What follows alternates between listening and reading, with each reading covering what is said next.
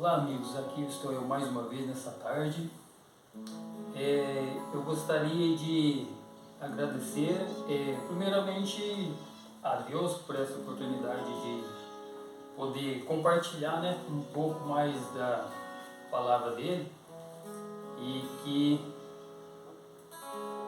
essa leitura que a gente venha fazer hoje aqui venha nos alimentar mais do conhecimento da palavra, que a gente possa entender a cada dia mais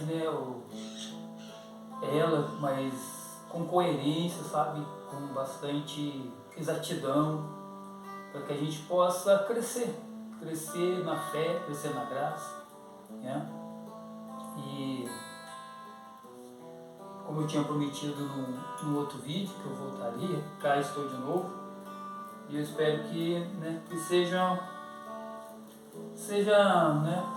apraz, que seja bom. Gostaria, amigos, de falar que, quem não me conhece, eu sou o Ricardo. Eu, há muito tempo, eu já venho, vamos dizer assim, pregando o Evangelho e já tenho um certo currículo assim. Não que eu seja pastor, que eu seja presbítero, que eu tenha algum título, algum cargo assim, eu não tenho, não zelo por isso, não prezo por isso, nunca me importei com isso. Mas eu tenho, sabe, aquela sede, aquele ardor no peito pela verdade, para descobrir a verdade, para que ela venha me libertar cada dia mais.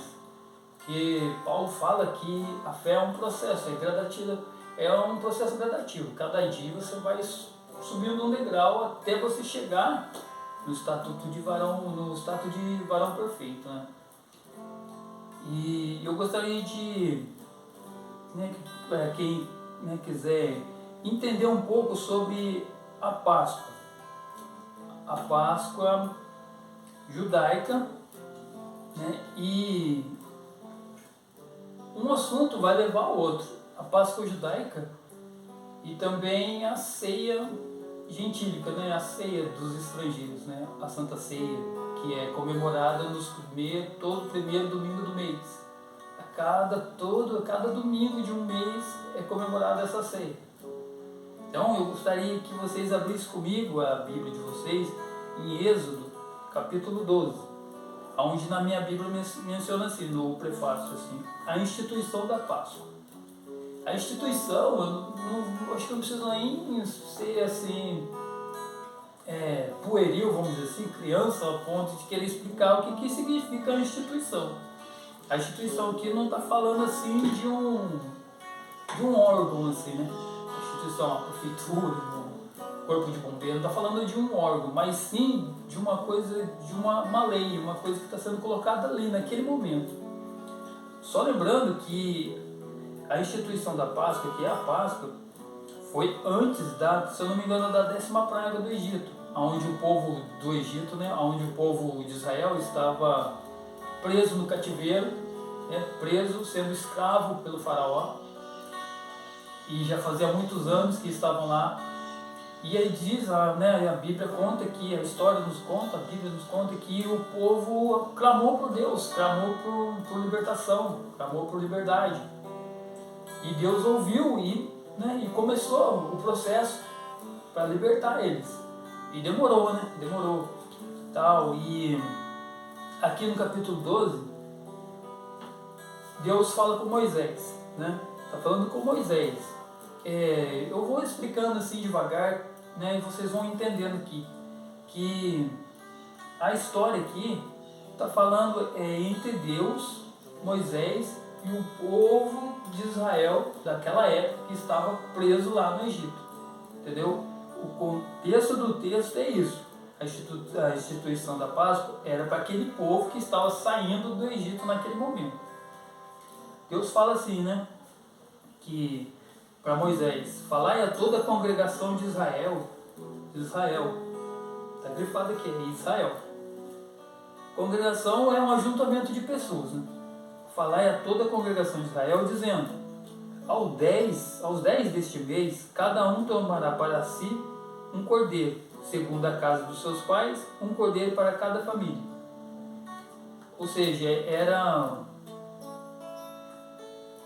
um sacrifício, né? Era sacrifício. Eles teriam que sacrificar esse cordeiro e, né, é o rito judaico, né? E para comemorar a saída deles do Egito. Eu não vou ler todo, irmão, queridos, porque senão vai ficar muito grande e pode atrapalhar um pouco o entendimento. Mas é mais textos destacados assim, que eu quero que vocês entendam que a Páscoa, ela é judaica, entendeu? Porque aqui fala que Moisés está passando o recado de Deus para o povo de Israel, né? O povo que sairia de lá. Em 12 mesmo, no capítulo 12. No versículo 11, fala assim, ó, dessa maneira o comereis, quer dizer, o comereis, né, o novilho, o cordeiro, ou um cabrito, que menciona assim, poderia ser qualquer um desses animais que estava sendo aceito ali. Desta maneira o comereis, lombos cingidos, sandálias nos pés e cajado na mão. Comelois, muita palavra. Comer às pressas, quer dizer para comer rápido, né?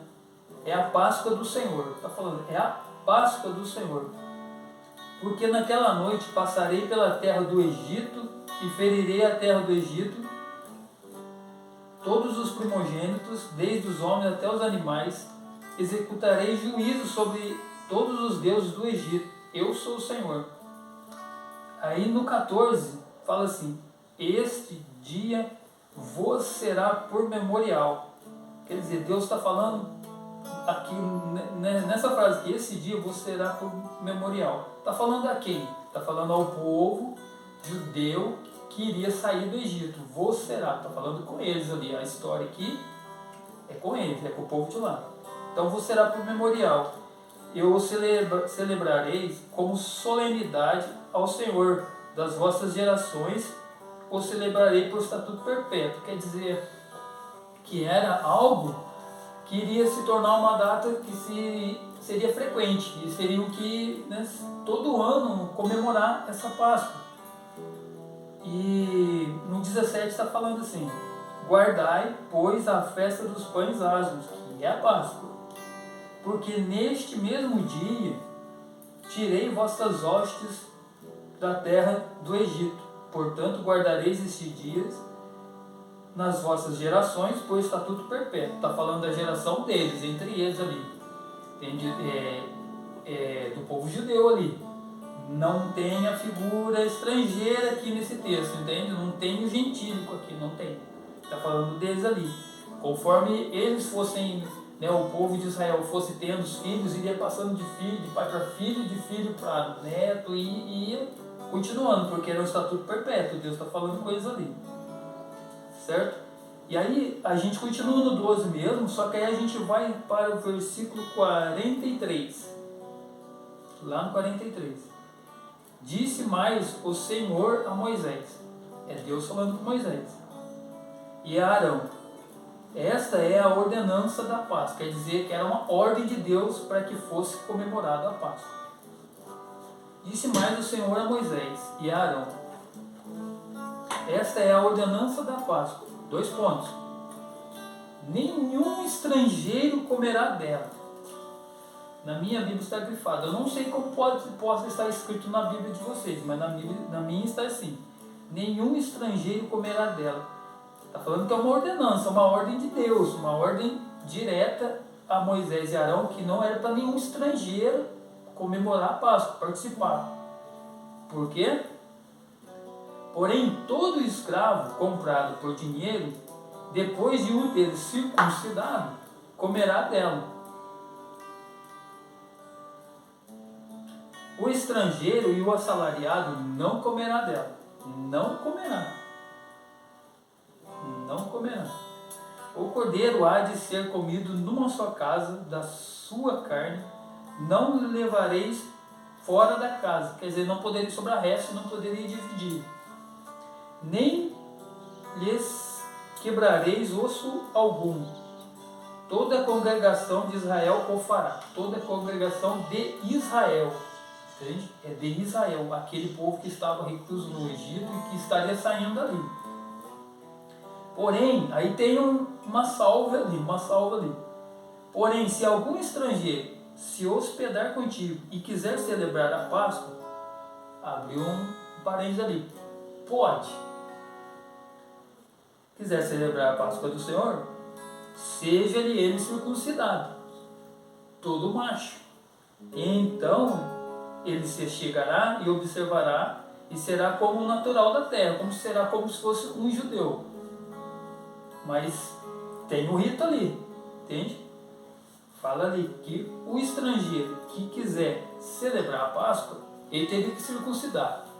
Aí a palavra circuncidar tem dois significados. Ela tem o significado de, no Velho Testamento, de o cortar o prepúcio, né, do homem, de todo varão judeu, né? Todo judeu o macho judeu que nascia, ao 8º dia ele era cortado o prepúcio, né? Era uma marca, um selo que Deus passou a Abraão e para que fosse continuado. Era uma marca de que o povo judeu era de Deus. Era uma diferença entre eles, entendeu? É tipo assim, é um selo. Como eu posso te provar que eu sou um judeu, que eu sou da linhagem de Abraão? Mostra a sua circuncisão. Ele abaixaria as calças, né, e mostraria ali que o prepúcio dele estava cortado. Então aquilo o tornaria participante ali da Páscoa, entendeu? Mas os estrangeiros não participavam disso, porque eles não queriam ser mutilados, vamos dizer assim. Eles não queriam guardar leis, entendeu? Eles não queriam guardar um mandamento assim, porque você vê assim, o povo judeu, ele tem as crenças deles. Nós temos as nossas. Não vamos nos misturar. E acabou virando uma demanda, assim, vamos dizer assim, uma exigência do povo, não de Deus. Eu não entendo que Deus mandou separar, sabe, o gentil do judeu. Não entendo dessa forma. Embora alguns textos aqui parecem querer desmentir, mas não. Espiritualmente, Deus nunca quis fazer a separação dos povos, mas sim um ajuntamento.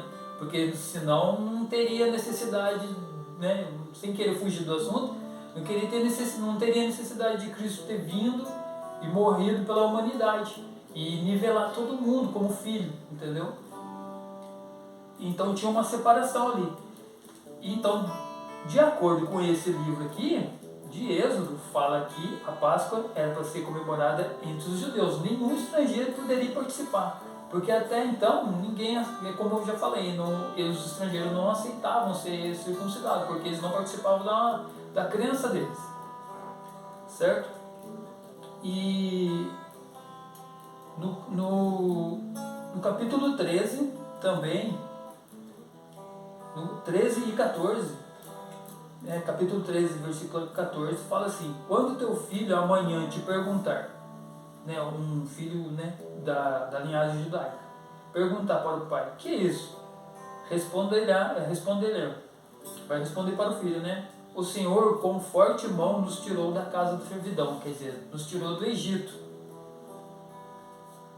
E isto será como sinal na tua mão e por frontais. Então os teus olhos, porque o Senhor com mão forte nos tirou do Egito.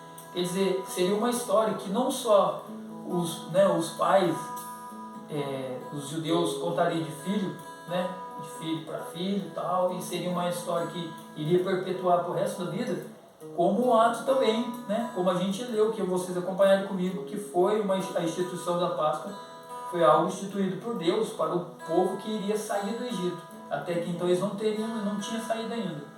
Aí mais pra frente vai continuar a história, Deus tira o povo de lá e tal. O que eu quero que os irmãos entendam é que a Páscoa,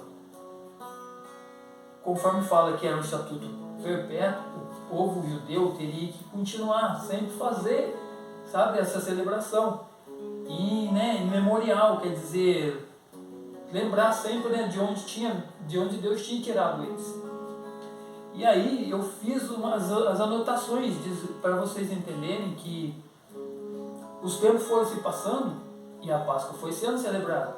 Entendeu? A Páscoa judaica foi sendo celebrada. E sempre com aquele rito de só judeu, só o povo de Israel, só a nação ali que poderia participar da Páscoa. O resto, os de fora, a palavra fala que eles não tinham dignidade para isso. E não, a parte da dignidade, não é, Deus não está falando que o povo gentil não era digno, não tinha, sabe, não tinha assim, não fosse justo bastante ali, mas era algo assim, era um zelo, vamos ser um presente de Deus para o povo de Israel, porque até então não tinha nenhum gentil preso no Egito sendo, sabe, escravizado. Não tinha. Era só o povo de Israel que estava sendo escravizado. Então, foi a instituição da Páscoa, foi um presente de Deus em simbolismo a ele, aquele povo que estava sofrendo lá, e Deus tirou eles de lá. Depois de Êxodo, o próximo livro, eu marquei aqui para a gente não se perder, é Levítico. Levítico 23:4. Eu marquei aqui. Levítico.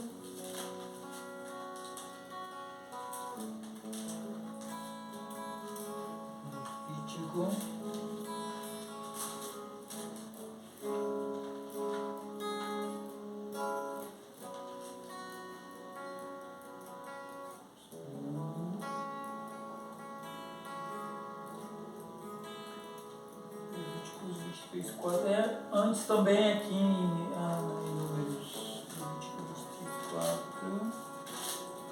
Então, um momento, irmãos, vamos chegar lá. É só assim uma passagem bem curta, mas para que os irmãos entendam que em cada livro da Bíblia a Páscoa foi mencionada e foi comemorada. Em 23:4 fala lá, né? No capítulo 23 fala as festas solenes do Senhor. E depois o sábado e tal, e depois a Páscoa, no versículo 4. Aí fala as festas fixas do Senhor tal, no primeiro mês ao 14 do mês, do crepúsculo da tarde, é a Páscoa do Senhor. Então, no primeiro dia tereis santa convocação, nenhuma obra servil fareis, mas 7 dias ofereceis ofertas queimadas ao Senhor. Ao 7º dia haverá santa convocação, nenhuma obra servil fareis.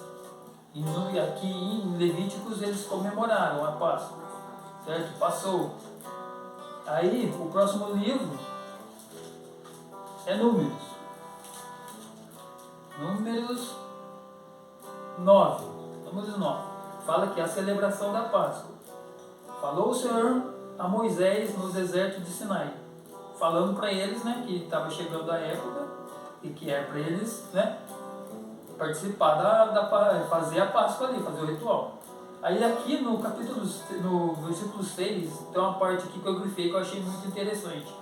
Assim, houve alguns que se acharam imundos, alguns dos judeus ali, alguns do povo, porque o povo aqui, eles já saíram, né, do cativeiro e estão andando meio ao deserto, uma terra prometida, né? E houve alguns que se acharam imundos por terem tocado o cadáver de um homem morto, de maneira que não puderam celebrar a Páscoa naquele dia. E por isso, chegando perante a Moisés e Arão, disseram: estamos imundos por termos tocado o cadáver de um homem, porque havemos de ser privados de apresentar a oferta ao Senhor? A seu tempo, no meio dos filhos de Israel, uma pergunta, né? Eles estavam perguntando por que eles não poderiam participar da Páscoa. Era tipo, né? Ficou meio assim, uma pergunta, e eles já sabiam a resposta, ficou meio com medo ali, né? Aí, né, o restante do livro fala, né, que Deus falou com Moisés e tal, e fala que é para eles celebrar a Páscoa normal. Não é para eles deixar isso, né, interferir na comemoração ali, porque era um estatuto para eles perpétuo, era para eles comemorar normal, certo? E aí a gente vira a página aqui no 9 mesmo, só que no 14 tem uma parte assim que fala assim: se o estrangeiro habitar entre vós e também celebrar a Páscoa do Senhor, segundo o estatuto da Páscoa e segundo o teu rito, assim a celebrará. Um só estatuto haverá para vós outros, tanto para os estrangeiros quanto para o natural da terra. Aqui está falando assim, né, que aí a Páscoa já poderia ser, né, comemorada entre os estrangeiros e os naturais da terra. Os naturais da terra eram os judeus, né? Poderiam ser comemorados. Só que, de novo, está grifado aqui, segundo o estatuto da Páscoa e segundo o rito, né? Não esquecendo que o estatuto da Páscoa, a gente sabe todas as leis que tinham lá, né? De o cordeiro ser macho, não ter nenhum problema de saúde e tal. Aquelas demandas, assim, aquelas demandas religiosas, né? Acerca do povo judeu. E o rito? O rito era o quê? Né? O rito era a circuncisão. Então, se o estrangeiro, né, estivesse participando ali, junto a uma casa judaica, né, de um povo judaico, e ele quisesse comemorar a Páscoa, ele poderia, mas desde que ele passasse, né, tivesse uma conversão à circuncisão, ele fosse circuncidado, né, e aí ele passava a, né, fazer cumprir os mandamentos da Páscoa, mas aí ele seria chegado ao povo judeu, mas não era uma ordem para eles, né, não era assim que eles teriam que cumprir isso, não é isso, aqui não fala isso, que não, vocês têm que cumprir também. Está falando aqui que tanto para o estrangeiro como para o natural da terra poderiam participar da Páscoa, mas desde que, né, se cumprisse as demandas da Páscoa ali, do rito religioso e do rito também da circuncisão. Ou seja, de forma alguma um estrangeiro iria participar dessa Páscoa, entende? Porque eles não iriam participar dessa parte religiosa. E aí a gente sai de Números e vai para Deuteronômio. Eu vou pular Deuteronômio porque eu tenho certeza que é só um trechozinho, só mencionando que a Páscoa foi comemorada, sabe? Deuteronômio 16, vamos lá, deixa eu ver aqui se eu não estou enganado, daqui a pouco posso estar falando alguma coisa. As 3 festas dos judeus, no 16. Ele está falando a mesma coisa, guardar o dia, que teu Deus tirou do Egito de noite, ainda fala que, né, o povo de Israel saiu à noite. Então sacrificarás como oferta de Páscoa ao Senhor o rebanho do gado, e conta todas aquelas milícias que a gente já sabe, né, do povo judeu. E saindo daqui de Deuteronômio, a gente vai para aí aqui, ó, tem a passagem de Josué, você pode procurar aí também, vai estar mencionando a comemoração da Páscoa, vai ter mais algumas escritas lá que é importante, eu aconselho vocês a lerem, para que vocês entendam que está falando somente com o povo judeu, somente com o povo de Israel, não tem uma mensagem ali para o povo gentílico ali, não tem uma mensagem para o estrangeiro, porque até aqui então, conforme os anos iam se passando, o judeu ia se afastando mais do povo gentil. Eles tinham o povo estrangeiro como se dizer assim, uma geração não eleita, uma raça diferente. Os judeus ali, vamos dizer assim, eles se achavam um povo mais privilegiado. Então, essa demanda da Páscoa foi ocorrendo e livro após livro foi acontecendo. E Esdras também tem, Josué 5:10 menciona, Josué 5:10, Esdras 6:19, e aí já entra, aí vocês podem ver que, né, foi passando de geração em geração e tal. Aí começa a entrar nos livros que marca aqui como o Novo Testamento, né, que é Mateus, Marcos e Lucas. Aí já começa assim uma variação, sabe? Uma variação no evento aqui, entende? começa a ter umas mudanças no evento. Não que a Bíblia conta que há essa mudança, e não que realmente houve essa mudança, mas eu digo no cotidiano nosso, assim, no atual momento nosso, entende? Eu imagino assim que do segundo século cristão para cá, começou essas mudanças, sabe? Começou a sair do original que era para os judeus, para eles comemorarem, e começou a se tornar uma prática comum para os gentios também, para que eles pudessem comemorar a Páscoa. Até aí, tudo bem, mas vamos observar aqui na palavra, né, se nessa época aqui, né, dos evangelhos aqui, se ainda acontecia a Páscoa, né, a Páscoa judaica, a Páscoa do Senhor, ou se acontecia a Santa Ceia que acontece hoje, nos nossos tempos, né, no tempo no cotidiano, no nosso cotidiano aqui, né.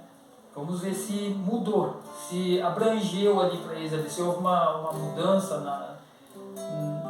nas demandas ali, se houve umas brechas para que o povo entrasse assim de uma outra forma. Vamos ver. Marcos 14, 12.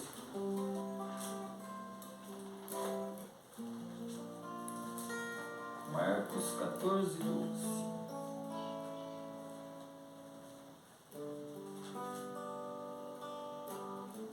Bom, né, que a gente procura na hora aqui e, sabe, não tem como falar, ele está escrevendo ali agora, ele está, sabe, aqui não tem maquiagem, aqui é nu e cru mesmo. Então é Mateus 14 e 12. Marcos, perdão. Marcos 14, 12. Aí menciona aqui, né? Os discípulos preparam, o meu prefácio está falando assim, os discípulos preparam a Páscoa. Está falando da Páscoa, certo? O original é isso, né? E no primeiro dia da festa dos pães asmos, quando se fazia o sacrifício do cordeiro pascal, disseram-lhe seus discípulos: onde queres que vamos fazer os preparativos para comerem a Páscoa? Aqui a história conta que os discípulos falaram para Jesus, comentaram com ele ali: aonde nós vamos comemorar a Páscoa? Que já é um rito, já é algo que é o estatuto perpétuo que veio lá de Êxodo 12. Aonde a gente vai comemorar? Teria que ter um local específico ali, né? Era comemorado nas casas, né? Em Êxodo, ali no Velho Testamento ali, que também é velho, né? Mas tudo bem.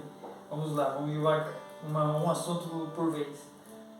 Mas era para ser comemorado em suas casas, não era para ser comemorado, sabe, na casa dos outros, não.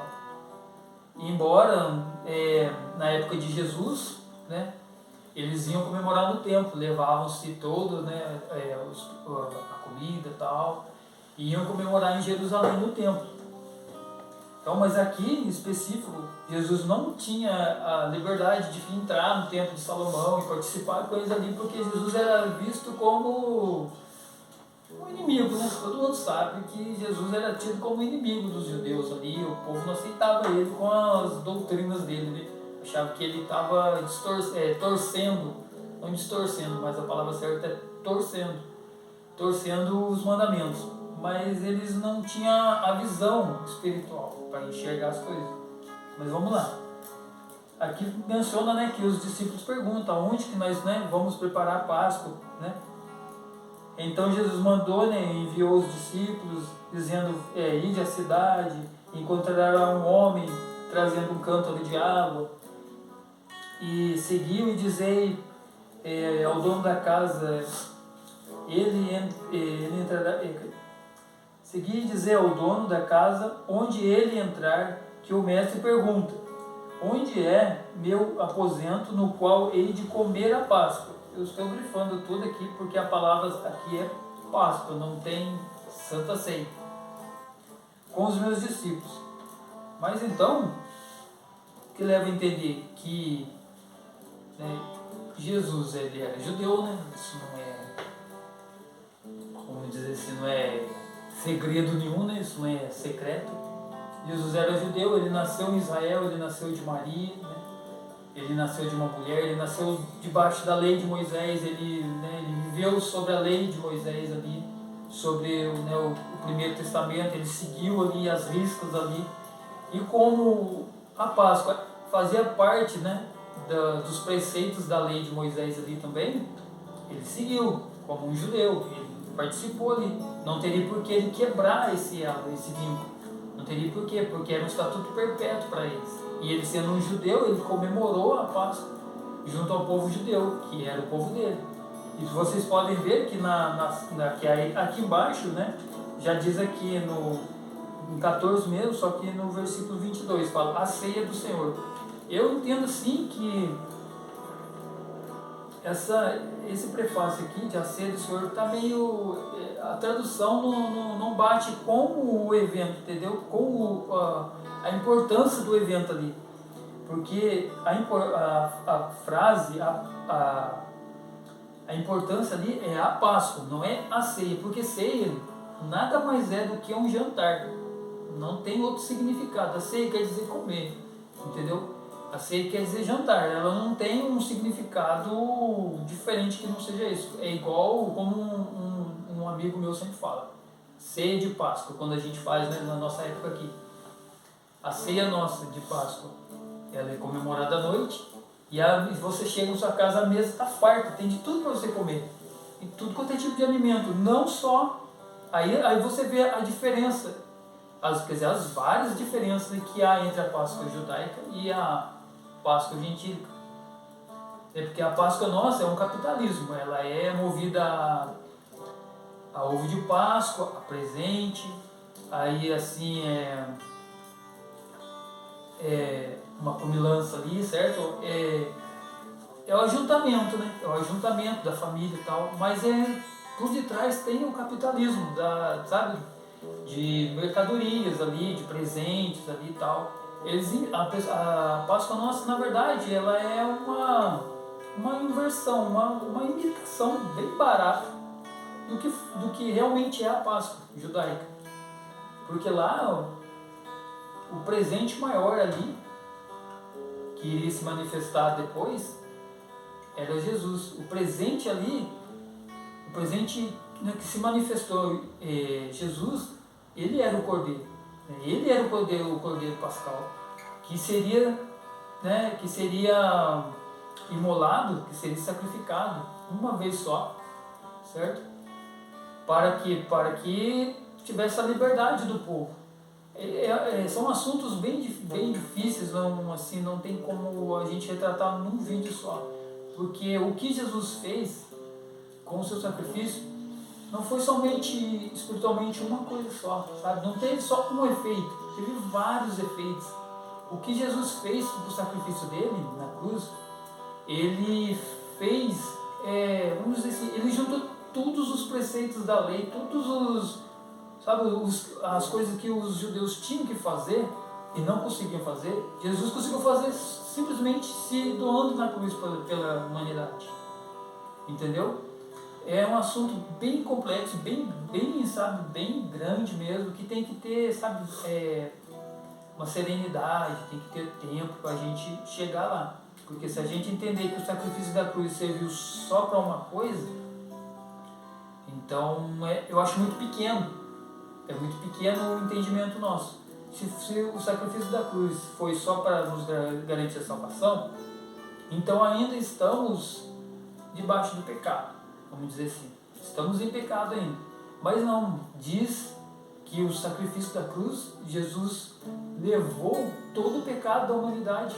Ele tirou todo o pecado, pegou todo o pecado nos dois âmbitos, no espiritual e no físico, no material, vamos dizer assim.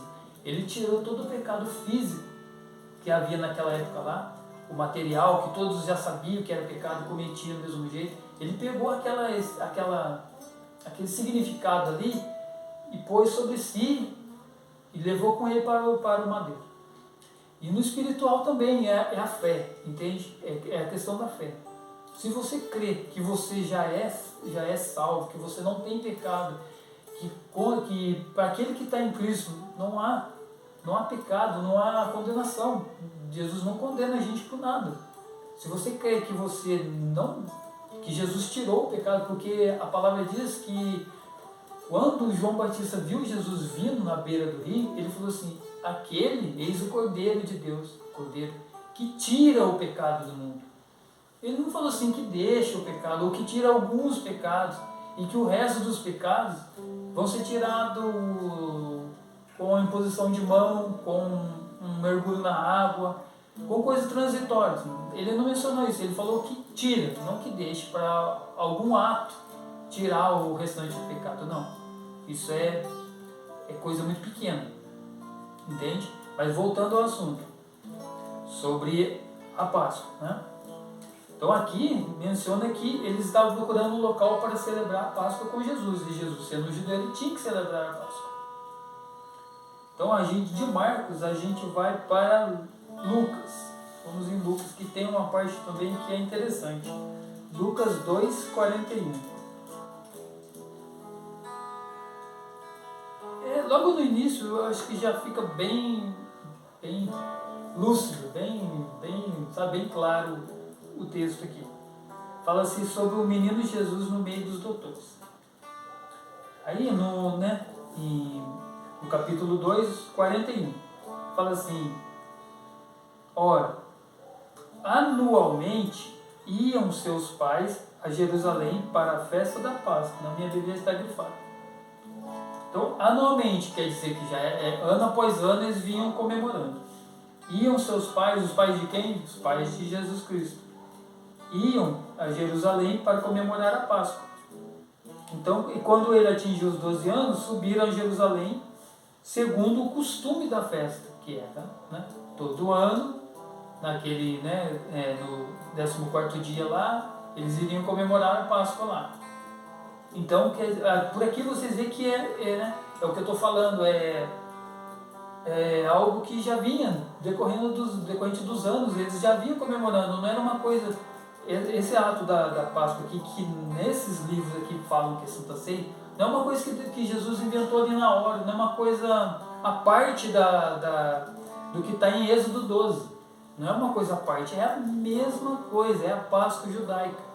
Jesus, ele era judeu, ele não era estrangeiro, ele não nasceu no Canadá, ele não nasceu na Itália, ele não nasceu no Brasil. Se ele tivesse nascido no Brasil, aí tudo bem, a gente pode, não, é outra cultura, é outra coisa. Mas não, ele nasceu em Israel, ele participava dos preceitos das leis do Primeiro Testamento. Ele praticava as leis, ele veio para isso, né? A palavra diz que ele veio para cumprir a lei e não dar continuidade. Eu já vou deixando bem específico. Jesus, ele veio para cumprir a lei. Fez o jejum, acabou, não jejuou mais. Fez a circuncisão no 8º dia de vida, no 8º ano de vida, dia de vida. Ele não precisou fazer mais isso. Ele foi apresentado uma vez só, mas é tudo dentro da religiosidade, das culturas religiosas dos judeus. Não tem nada a ver com o gentílico aqui, não tem a ver. O que se tem aqui no Brasil é uma cópia das coisas judaicas que aconteciam antes. Não tem nada de novo, não tem nada de evangelho, não tem nada de boas novas. É uma cópia judaica. Mas vamos lá, né? E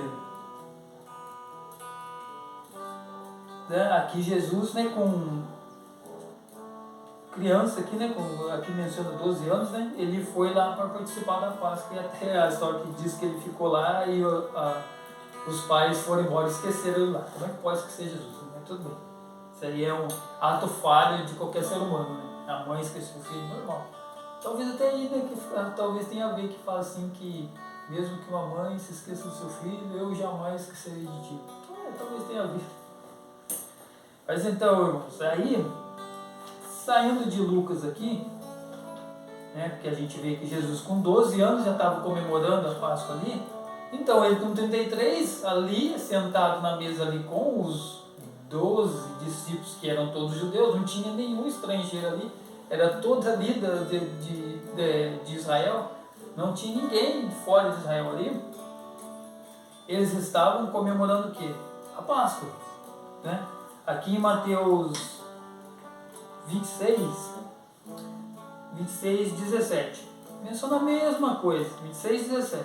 Leem com calma, para que vocês venham entender, para que, sabe, o Espírito Santo venha a abrir a mente de vocês, o coração, para que vocês recebam isso que eu estou lendo, porque eu não estou inventando nada. Não é coisa do meu intelecto, não é coisa, sabe, da minha inteligência humana, não.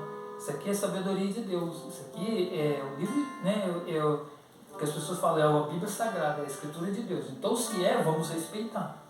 Vamos respeitar conforme está escrito aqui. Tudo no seu tempo, sabe, os verbos todos no seu tempo, as culturas. Vamos separar o que é cultura judaica, o que é cultura grega, o que é cultura assíria, o que é cultura, sabe, romana, vamos separar. Cada um tinha o seu jeito de falar, vamos com calma. Mas aqui nós estamos lidando com cultura judaica. E os discípulos preparam a Páscoa. Na minha Bíblia está escrito assim, o prefácio está falando assim. Antes do pacto da traição, no capítulo 26, no versículo 17. Fala assim que no primeiro dia de festa dos pães asmos, é a mesma coisa, os discípulos perguntando aonde que iriam, né, celebrar a Páscoa lá. E aí Jesus pega, né, e fala, né, para que eles fossem lá tal, e prepara essa Páscoa naquele local lá onde achariam um homem com um jarro de água na mão, que eu li lá em Marcos. Então, eu não vou entrar no contexto aqui espiritual, entende? Não vou entrar no contexto da graça, não vou nem dizer se espiritual, senão alguns falam assim, nossa, ele está se achando, não é isso. É que eu entendo assim, que a Bíblia, ela é física, porque eu estou pegando ela. Ela é tangível, eu estou sentindo ela. Ela é visível, eu estou vendo ela.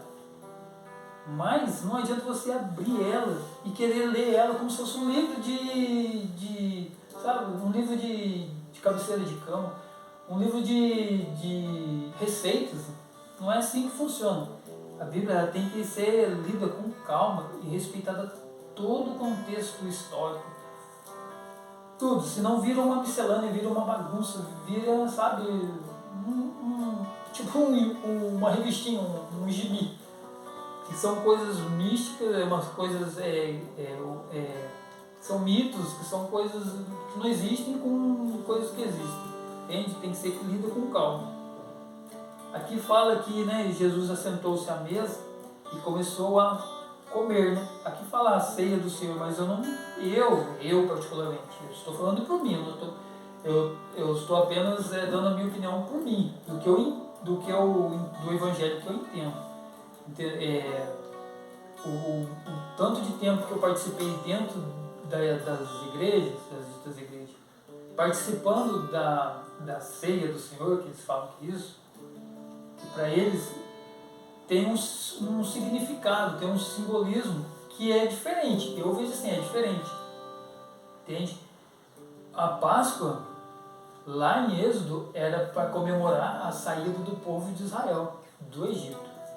Tudo bem que de lá, de Êxodo para cá que eu digo, não tão para cá, né? Não para o tempo nosso, mas de Êxodo até o nascimento de Jesus ali e tal, teve outros, vamos dizer assim, aquele ato começou a ter mais peso, entende? Alguns achavam que aquilo lá ele ajudava na remissão de pecados, ele tirava o peso da consciência, ele ajudava em algumas outras partes ali, físicas e espirituais, vamos dizer assim. Mas eu não entendo assim, eu não imagino esse texto com esse tipo de mensagem. A ceia do Senhor, né? E quando comia ali, Jesus, né, abençoou o pão e disse, né, esse é o meu corpo que eu entrego por sacrifício de vós e tal. E porque isso é o meu sangue, o sangue da nova aliança. Então Jesus já estava mencionando que haveria uma nova aliança, que haveria um novo pacto, que haveria um novo tempo, uma nova era.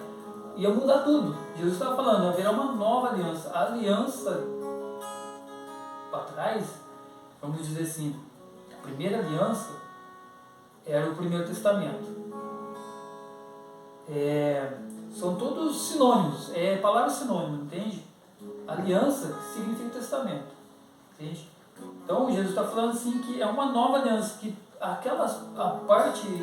o primeiro testamento ali, que era para ser apartado, que era para, sabe, que era para deixar um pouco de lado ali, entendeu? Para que se tivesse acesso a uma coisa, a segunda aliança, uma aliança diferente, a nova aliança, que menciona aqui, a nova aliança, porque esse é o meu sangue, o sangue da nova aliança, derramado em favor de muitos para a remissão de pecados.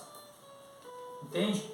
Exatamente como aconteceu lá em Êxodo, conforme, né, pintavam a porta com sangue de novilho lá, tal, que era, né, tinha todo uma espiritualidade ali, uma religiosidade ali, e passou né, foi crescendo as histórias foram sendo contadas ali, foi aumentando, que nem eu falei, o valor daquele ato foi aumentando. Quando chegou aqui na época de Jesus, ele fez uma menção, ele mencionou que aquele sangue lá, o sangue da aliança passada, na verdade, ele não redimia de pecado, ele não tinha remissão de pecado, porque ele fala aqui que este é o meu sangue, Jesus está falando ali no presente, este é o meu sangue, e este sangue, através da nova aliança, quer dizer, na cruz, ele tira o pecado, ele não está falando que ele deixa o pecado, entende? Ele está falando que ali que com a morte dele na cruz, ele iria expiar todos os pecados, e não haveria mais o pecado, não haveria nem espiritual e nem físico. São os dois âmbitos do pecado. É o que fica na mente e o que fica no coração. Sabe? O que fica na mente é aquilo que você fez errado e puxa vida, não devia ter feito. Ou então você sabe que é errado e faz. Esse é o pecado físico. Eu entendo assim, é o pecado físico. Você sabe que é errado e mesmo assim você faz. Você usa o seu corpo para fazer alguma coisa. Embora eu não creia em pecado, porque a palavra fala, o Evangelho fala que ele morreu pelos nossos pecados. Se ele morreu para saldar uma dívida que a humanidade tinha naquele tempo, se a dívida foi paga, ninguém deve nada a ninguém. Entende? Eu entendo assim, não entendo, gente, pessoal, não entendo que eu sou melhor que eu estou achando que eu sou melhor que ninguém, que os outros, que eu sou santão, de forma alguma. Eu não me sinto mais santo que ninguém. Eu sou igual a qualquer um. Só que eu consigo entender que o sacrifício da cruz de Cristo teve muito mais efeito. Entende? Ele me garantiu, porque eu não estava lá na época lá de Jesus. Então, que culpa tenho eu da morte dele? Entende? Eu não tenho culpa da morte dele. Eu não estava lá. Eu não participei dos flagelos dele. Entende? Eu não estava lá. Então, ele me deu, com esse ato da morte dele na cruz, ele me deu a graça de nascer numa época sem pecado. O que eu cometo de falha é falha humana, falha na carne, que Paulo fala. São falhas da carne, não o pecado. Porque se Cristo morreu para tirar o pecado, como que podemos nos considerar pecadores ainda? Então, Cristo falhou então na vinda dele, ele falhou na missão dele, então, e Cristo não falhou, ele agiu corretamente, ele expiou o pecado, ele tirou de toda forma que o povo judeu, né, com as religiosidades deles, tentavam tirar o pecado, que vamos dizer assim, que era 3 ou 4 ritos assim que eles achavam que tiravam o pecado, né, que era transitório, não era uma coisa, era um negócio postiço. Era postiço, não era algo verídico, era postiço. Não sou eu que diz, é a palavra. Se vocês quiserem depois eu posso até encontrar, sabe, a base para isso que eu estou falando, contexto e contexto. Para que vocês não possam falar, isso é um pretexto. Não, de forma alguma. Mas o que eu quero dizer é isso, é que essa ceia que Jesus está comemorando aqui nada mais é do que um jantar, porque ele até menciona aqui, que ele não beberá novamente, né, não hei de beber de novo convosco, até que o reino do Pai seja estabelecido. Né? Na minha Bíblia está falando assim. E então, ele está falando assim tem a parte espiritual aqui, mas ele está lidando com com um artifício ali, comida, é pão, é suco, entende? Não tem um ato ali, vamos dizer assim, transcendental, algo que realmente é aquilo. Porque se você comparar um pedaço de pão com o corpo de Cristo, é muito pífio, é muito pífio. Não entra na minha mentalidade que um pedaço de pão é o corpo de Cristo, não tem. Isso é uma metáfora. Os judeus falavam muito por metáfora, isso é uma metáfora, sabe? O pão que ele deu foi o corpo dele que ele pôs na cruz lá, e era uma metáfora, entende? O que a gente teria que comer não era um pedaço de pão, não é o que as pessoas comem nas igrejas dizendo que é o corpo de Cristo, que aquilo lá te dá mais um mês assim, em santidade, para que você volte a pecar de novo, entendeu? Não existe isso. Não existe isso. Se você comparar o sangue de Cristo, que aqui fala que, né, que derramou para que houvesse a remissão de pecados, se você comparar o sangue de Cristo com um copinho de suco, é muito pífio de novo, sabe? É uma blasfêmia. É uma blasfêmia. O que fazem com Cristo é uma total ignomia, sabe? Ignomia é você tirar o valor, sabe? O título, a soberania de alguém que é rei, que é príncipe, vamos supor que é um pai, e diminuir ele a nada, e reduzir ele a nada, entende? Então, eu entendo assim que os judeus falavam muito em metáforas ali, tinha muita metáforas entre eles, e não era literal, entende? Era figurativo. Então Jesus fez uma menção para eles ali, pegou um pedaço de pão e falou: esse é o meu corpo que eu dou por vocês, em amor a vocês à cruz. Quem comer dele, mas não é o pão, é quem aceitar a minha morte lá na cruz, quem aceitar o meu corpo lá na cruz e comer dele espiritualmente, esse será salvo, esse estará comigo. E mesma coisa o sangue. Aquele que beber desse caso, não aquele copinho que a gente toma na igreja, não, aquilo. Eu já participei disso muito, não vou entrar nesse contexto agora, que é um vídeo que eu vou gravar para depois, para desvendar, para desmistificar o valor disso nas igrejas hoje, entende? Porque eles praticam a Páscoa, que é judaica, aí eles misturam com a ceia do Senhor, fala que Jesus está criando algo novo ali naquele momento ali, que era para a nova aliança, mas eles não conseguem entender que os discípulos preparavam a Páscoa, eles não preparavam a Santa Ceia. Os discípulos estavam procurando um local para eles preparar a Páscoa, conforme era feito antes. Eles não estão falando que os discípulos preparavam ali para uma coisa, nossa, Jesus falou que vai ter um negócio diferente hoje. Jesus vai fazer algo, nossa, algo nossa, espetacular. Vamos ver o que ele vai falar para a gente, o que ele tem para nós. Não, eles estavam preparando a Páscoa, eles estavam ceiando a Páscoa, eles estavam praticando a Páscoa ali.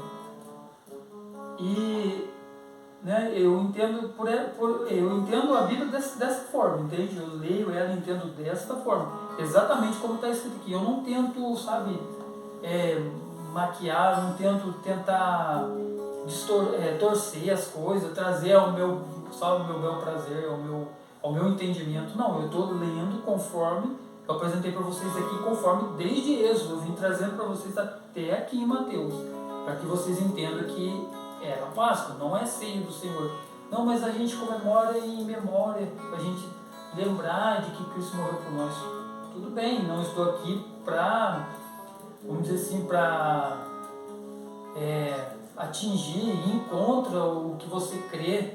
É a forma sua de crer, é a forma que você foi ensinado. Eu também fui ensinado assim, entende? Eu também fui ensinado assim. Só que eu abri o coração e comecei a ver algumas coisas que não batiam, que tinham contradições, porque,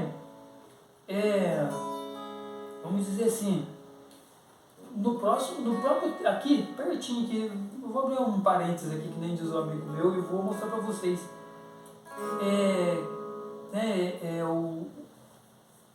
o contexto aqui, o texto de dois textos que estão pertinho aqui, e um desmente o outro, sabe, atinge o outro, sabe, é impactante. Aqui, né, na comemoração aqui, né, da Páscoa aqui, que Jesus está comemorando com os discípulos, ele fala assim, né, fazer isso em memória de mim, né? E lá em Coríntios ele menciona isso, fazer isso em memória de mim.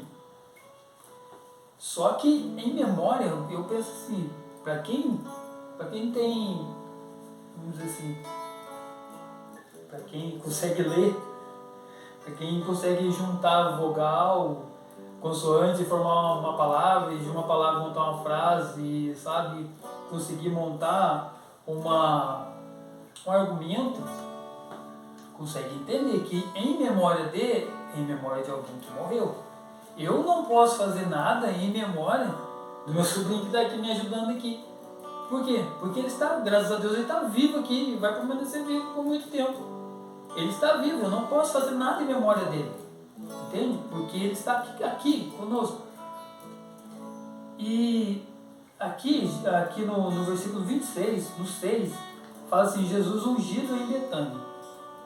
É um pouquinho antes da Páscoa aqui, que Jesus comemora com os 12 ali. Aí fala assim, no versículo 6.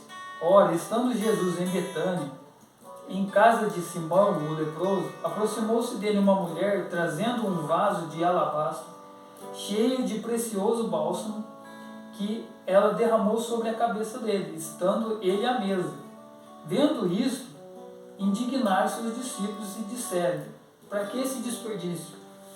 Então a história conta que Jesus entrou à casa, né, de Simão ali, e a mulher, tipo assim, uma alegria imensa de ver o mestre ali, né, Jesus ali, a quem ela ouvia falar sempre e tal, e queria abraçá-lo e tal, ela naquele ardor ali, naquele momento ali, ela virou um perfume muito caro nele ali. E os discípulos falaram assim, para que esse desperdício? Pois esse perfume, no versículo 9 fala assim, pois esse perfume poderia ser vendido e dar o dinheiro aos pobres. Né? Os discípulos ali eles estavam presos à materialidade, eles estavam presos ao dinheiro, ao valor daquilo ali, daquele, sabe, do perfume, do vaso, daquilo. Eles não estavam dando o devido valor a Cristo que estava ali do lado dele. E aí, vendo isto, indignaram-se os discípulos, né, e disseram, para que esse desperdício? Pois esse perfume poderia ser vendido e doado aos pobres. Mas Jesus, sabendo disso, disse-lhes, por que molestar essa mulher? Por que estão, né, falando contra ela? Ela praticou uma boa ação para comigo, Jesus falando ali. Porque os pobres sempre os tende convosco, quer dizer, os pobres vão estar sempre aí para vocês ajudar. Vocês, 12, vocês todos aí, você, né, a moça que né, jogou o perfume em mim e tal, eles vão estar sempre aí. Os pobres sempre os tende convosco, mas a mim nem sempre me tendes. Pois derramando esse perfume sobre o meu corpo, ela o faz para o meu sepultamento. Quer dizer, Jesus já estava falando assim, ó, eu não vou estar aqui para sempre. Então, ela está fazendo algo que para ela sabe, para ela é bom, que alegra ela. Ela e os pobres vão estar aqui por mais tempo. Agora, eu não, daqui eu já vou para a cruz, eu já vou para o madeiro. Jesus estava falando isso. Está falando, eu já vou para o meu sepultamento. Em verdade vos digo, onde for pregado em todo o mundo este evangelho, quer dizer, essa história que está acontecendo aqui, será também contado o que ela fez para a memória dela. Jesus está falando que é em memória dela que seria contado, porque ela não ficaria para sempre, ela iria morrer. Então Jesus está falando assim, essa história vai ser contada em memória dela, porque ela vai morrer. Entendeu? Ela iria morrer e não iria voltar. Ela morreria e ficaria morta na cova. Entendeu? E a história seria contada a ela, em memorial a ela, porque ela morreu. Então faria-se um tributo, um memorial a ela. Em certo tempo houve uma mulher que jogou um tanto de perfume lá da Renaudet, ou da Natura, jogou um perfume muito caro lá nos pés de Jesus. Nossa, que mulher, que ato, não sei o que lindo. Em memória dela, entendeu? Mas se Jesus fala assim, né, fazer isso em memória de mim, e você faz em memória dele, então para você ele está morto. No meu entendimento é isso, eu faço uma coisa por um Deus que está morto. Sabe? Fazer isso em memória de mim. Toda vez que você tomar esse suco, esse pão aqui, anunciarás a minha morte. Então toda vez, eu vejo isso aqui toda vez, lá dentro da igreja, que toda vez levanta um copinho de maguari e um pedacinho de pão e fala, Jesus morreu, Jesus está morto. Como isso? Se Jesus morreu lá no ano 33, como a gente vai trazer para cá, futurizar a morte dele todo santo primeiro domingo do mês? Como isso? Fazer em memória de um Deus que está vivo? Como vocês levantam a bandeira e falam, Jesus está vivo, Ele é meu Deus? Como vocês conseguem fazer isso? Eu me pergunto. Eu fico até assim, vocês me desculpem, mas é uma indignação que eu trago comigo mesmo. Eu estou falando comigo, não é com vocês. Tá? Não é tanto com vocês. Mas isso é o que me queimava por dentro. Que toda vez eu, como diácono, lá na frente da igreja, lá tal, com a bandeja cheia de suco maguari e pão, e a gente botava a mão e falava, esse é o seu corpo, esse é o seu sangue. Mas que blasfêmia, mas que pífio da minha parte, que mente curta, que falta de entendimento, sabe? Eu me senti, hoje em dia eu vejo aquele passado meu e, nossa, quão ridículo é fazer isso, sabe? Achar que aquilo ali, se eu não tomasse aquele suco e não comesse aquele pedaço de pão, não tinha valor algum.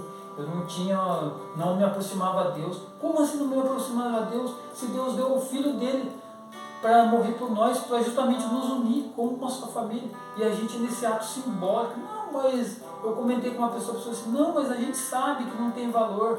É só um símbolo para trazer a memória que Jesus fez para a gente. E a gente precisa ficar vivendo de simbolismo em pleno século XXI, 2021. A igreja de Cristo, que somos nós, porque Cristo não morreu na cruz por paredes. Ele não deu a vida dele por paredes, por denominação, sabe? Ele não deu a vida dele por aquilo. Ele não deu, porque se fosse para continuar o ministério, a igreja física, o templo de Salomão não precisava ser destruído, entende? Ele não precisava ter morrido. Se fosse para depender de igreja, para depender, sabe, de pessoas, Jesus não precisava ter morrido, bastava ter continuidade das leis de Moisés, do Primeiro Testamento. A gente continuava entrando para dentro do templo, levando novilhos, sacrificava, ia preso por maus tratos aos animais, e sabe, aquelas coisas, e não poderiam criticar o bandista, sabe, o povo lá, né, os espíritas, sei lá, não sei se eles têm o costume disso, de sacrificar os animaizinhos lá em prol de uma crença deles. Seríamos a mesma laia, seríamos a mesma coisa. Se você for comparar isso, é uma grande verdade. É o que eu entendo, não é a verdade, não é a minha verdade. Eu creio que é a verdade do Evangelho. Mas eu tento encerrar por aqui, tentando trazer esse refresco à mente de vocês, de que não se faz algo em memória de alguém que está vivo. Se Cristo vive, Ele reina, Ele está vivo, não se faz algo em memória de quem está vivo. Eu posso fazer algo em memória de alguém que morreu. Eu posso ir no cemitério, levar flor, levar qualquer coisa, uma foto, para algum parente meu que morreu, e falar assim, está aqui, lembrar dele, né, em vida e tal, porque ele está morto. Aonde fica o túmulo de Jesus? Aonde que é o local dele? Que ele está lá enterrado? Onde que estão os restos mortais dele? Né? Aonde que está? Para a gente fazer algo em memória a ele. Vamos lá em Jerusalém, vamos procurar lá a cova onde ele está lá, mesmo que, né, a palavra diz que ele no terceiro dia ressuscitou e vazou daquele lugar, não ficou nada, só ficou as vestes dele lá. Mas vamos lá então, vamos render glórias e louvores àquele local ali. Por quê? Porque é o sepulcro dele. Vamos lá então, nesse ato, então, já que é simbólico, vamos lá então. A igreja vive de simbolismo, vamos participar do simbolismo. Só que eu não vivo mais de simbolismo, já vivi, já participei desse simbolismo, hoje não mais. Paulo fala que enquanto se é criança, se faz coisas de criança. Não tem entendimento, você caminhe por aquela, sabe, por aquele caminho ali, você vai seguindo, né? Você vai seguindo ali aquele caminho ali. Mas quando você pega uma maturidade, você consegue, sabe, simplesmente ler e respeitar as coisas como deve ser respeitado, você descobre que não é bem assim, entende? Que você ouvir falar não quer dizer que é, entende? Só vai ser uma verdade para a sua vida se você ver com seus próprios olhos e entender que aquilo é. Mesmo que seja errado, mas você entender o que é, amém. Ninguém pode tirar essa sua verdade, porque a minha verdade às vezes não é verdade sua e a sua não é minha, entendeu? Então eu cesso por aqui, amados, e prometo que eu vou explicar. Eu parei em Mateus a ceia, né, a ceia do Senhor que está escrito aqui. Eu vou tentar fazer um outro vídeo explicando o valor espiritual disso, entende? E o valor material também, porque nada mais é material. O valor material é comida, porque lá em Coríntios fala lá, né? Já menciona a ceia ali também do Senhor ali. Paulo está falando sobre a ceia. Então quer dizer que daqui de Mateus foi lá em Coríntios ainda transcendeu, ainda passou ainda, foi indo. A ceia, a Páscoa ainda continuou sendo comemorada ali. Eu não sei se até hoje ainda é, com certeza é comemorado. Não sei se debaixo da mesma crença, não sei. Como eu creio que o povo judeu é um povo muito respeitoso, eu acho que eles ainda cultivam exatamente a origem, a raiz daquilo. Ele não é como a gente que mistura uma religiosidade, pega dos judeus e bagunçam a cultura deles e traz para nós, mistura o capitalismo, mistura o coelho da Páscoa e mistura isso, aquilo, e não pode comer carne, isso, mistura tudo, faz uma miscelânea, bate tudo no liquidificador, vira na panela e a gente ingere, entendeu? Mas eu vou tentar fazer um outro vídeo explicando exatamente o contexto do texto, que é a ceia, entendeu? O valor dela, né? E eu peço para que vocês, né, tenham assim, no coração de vocês um pouco de paciência para com a minha pessoa. Se vocês discordarem de mim, tudo bem, não quero aplausos, não quero que massageiem o meu ego, não quero, longe de mim disso. Eu quero apenas trazer a verdade, certo? Embora a verdade não seja minha, eu estou trazendo a verdade que está aqui, ela está ao alcance de qualquer um, entende? Basta você abrir o coração e ter um pouco de coerência no que fala, no que pensa. Aí vocês vão conseguir entender assim como eu entendo também, porque eu não sou melhor que ninguém, eu já disse. Eu não sou melhor que ninguém, eu também não tenho faculdade, não tenho doutorado de teologia, não tenho nem anel de doutor. Eu sou como todos, entende? Se eu conseguir descobrir, vocês também conseguem. Amém? Eu agradeço e vamos encerrando por aqui. Eu prometo que eu volto de novo. Vocês fiquem com Deus aí e até mais.